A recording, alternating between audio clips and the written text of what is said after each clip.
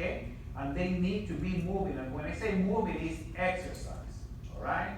And that is one of the main challenges that we see when we are treating people with Parkinson's, that many patients don't want to exercise. You know, and I don't think that anybody's like, yeah, I want to wake up at 6 a.m. and go to exercise, or I don't think that a lot of people are too enthusiastic about it, but the truth is that I think that in my practice, we should be moving into exercise being the main treatment, right? And then the medications are in combination with the exercise, right? So we always thought about medicines, and then we add exercise, and this, and that. Now I'm moving and telling my patients, listen, it is about exercise.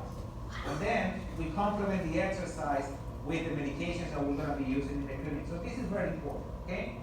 And so once again, this is just a quick definition about what constipation is and why this happens, okay?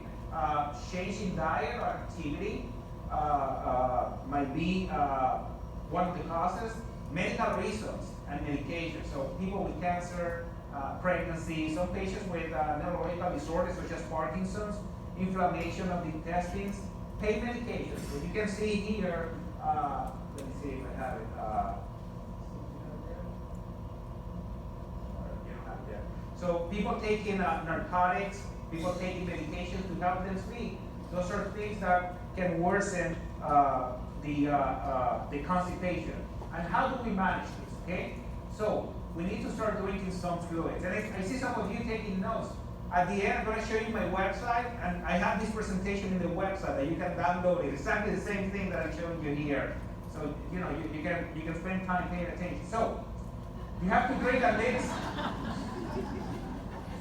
You have to drink 6 to 8 glasses of water, and this is about 8-ounce glasses, okay? And always my recommendation, or what I tell my patients is, buy a container that is transparent, is clear. And in the morning you put your water, and you know that this is Johnny's water, so nobody drinks from that.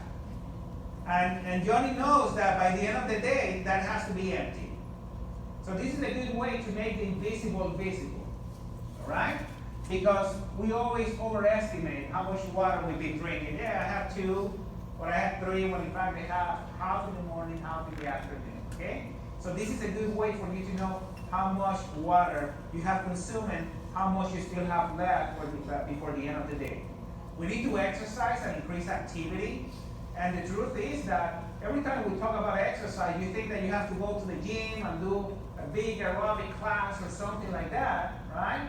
But you know what? It can be a lot simpler. So I actually see somebody right there in the back sitting down, and she's just pedaling there. And if you put a couple of dumbbells there, you're taking care of business. And you just do that for 10 minutes twice a day, and you took care of business. So you're already exercising, and that is going to help not only with the constipation, but it's going to help with all the symptoms of Parkinson's. And I actually believe that exercise can help slow down the progression of Parkinson's. So it's just too many benefits for us to ignore what is happening, okay? The rocks